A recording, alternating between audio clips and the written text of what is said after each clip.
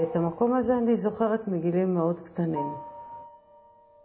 הוא היה מקום שכל מי שגר פה קצת פחד ממנו, או היו סיפורים סביבו. אני זוכרת שפעם הלכתי פה עם כמה ילדים יותר גדולים, והם ברחו ואני נפלתי, ומישהו ניגש אליי דווקא שיצא, לא מישהו חולה. וכשראיתי שיצא מפה בן אדם רגיל, אז כלומר היה את המטען הזה של המקום.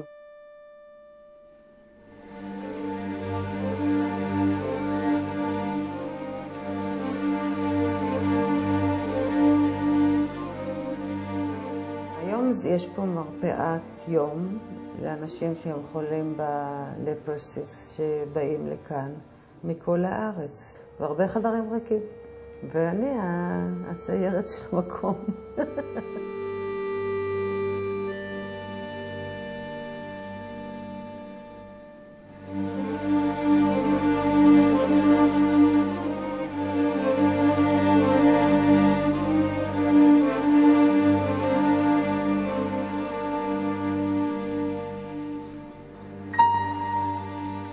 אני גרה ממש 2 דקות מפה, אז הייתי פה המון באזור מסתכלת, הלכתי עם הכלבה, נכנסת.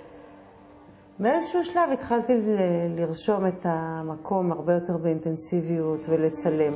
עד שיום אחד כלבה נכנסה פה באיזה שער שלא ראיתי לפני כן, ונכנסתי לחצר הפנימית, ופתאום הבנתי שאני חייבת לצייר מבפנים, שהאור היה מדהים. אני חושבת שילך עליי קסם החיבור הזה עם הרפואה, ועם משהו רפואה, אבל של פעם, ואיזה חיבור של אומנות ורפואה. כי בשבילי האומנות היא סוג של רפואה גם.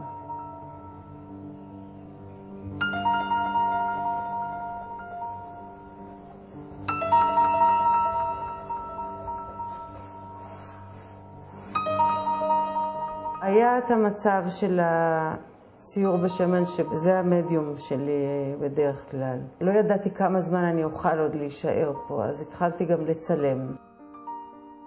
ואז כל מיני דברים שמצאתי וראיתי שעומדים לזרוק, ביקשתי אם אני יכולה לקבל. עמדו לזרוק ספר גדול ריק, שלא השתמשו בו, ספר תרופות וסמים. שהוא היה פנקס מדהים, ואני יש לי חולשה לפנקסים. אז הפכתי אותו ליומן העבודה. מצאתי טופס, שהוא טופס מיפוי מחלה. זה תפס אותי נורא חזק. ואז עשיתי את הסדרה הזו.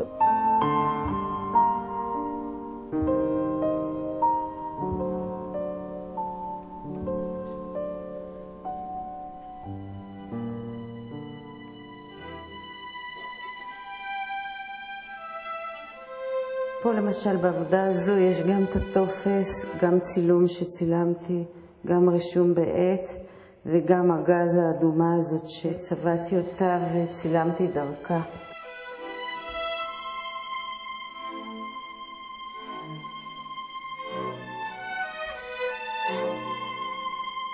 הדמויות האלה מבחינתי משל לנו, לי, לכל האנשים.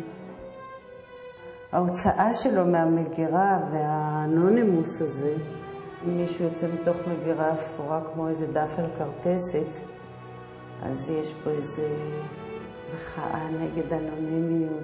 כל אחד רוצה להרגיש שהוא מישהו יחיד ומיוחד במשהו, למישהו.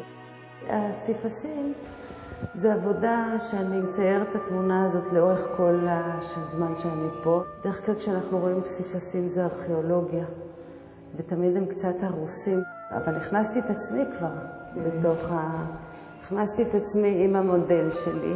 כל העבודה הזאת היא סוג של חיפוש. אני לא... מה שמצאתי זה את החיפוש. עברנו על כל מיני צילומי ארכיון ששלחו מהרלבוט, מהמסדר הזה הגרמני. פעם ראשונה שראיתי את הצילום הזה, שמתי אותו הצידה, כמו דברים אחרים, ולא חשבתי שאני אתעסק איתו. ואז פתאום משהו בכף רגל הזה תפס אותי, כנראה זה היה איזו אפשרות להזדהות, כי רגל יחפה זה דבר מאוד חזק. גם הם מכוסים, זה פתאום היה דבר אחד שהוא לא מכוסה והוא גלוי. אז עשיתי את הרגל הזאת שהיא מחמר ומתחבושות גבס וקצת צבעתי עליה בצבעי שמן. ורציתי גם להעיר אותה מלמטה, כאילו למקד את תשומת לב עוד קצת.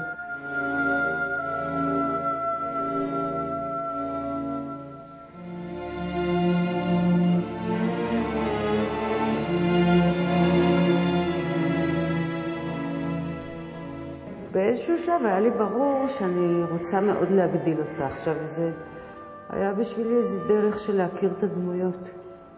כי ברגע שאתה מצייר דמות, אתה מסתכל בה המון שעות, המון ימים. ואני מאוד נתפסתי על האלם.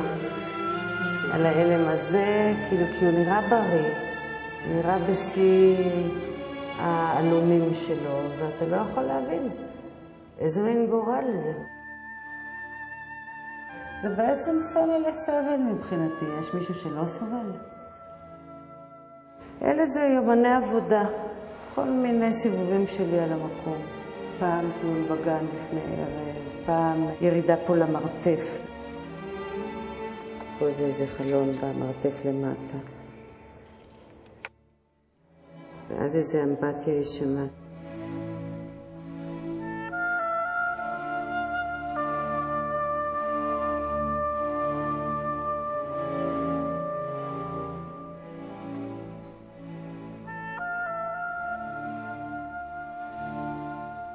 בכל אחד מהם החתמתי בחותמת של המקום. הכנסתי את עצמי לאיזה מצב של הזדהות עם מישהו שהוא כלוא. יש פה גם את העניין של הסגירות מעבר לחומה, וגם את הקטע הזה של הלחוץ, שהכל נורא לחוץ וסגור. ואת הנפש שרוצה ככה לצאת, אז המבט הזה שמבפנים החוצה לחלונות, לנוף.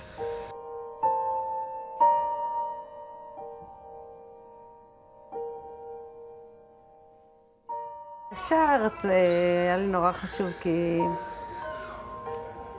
הוא נפתח.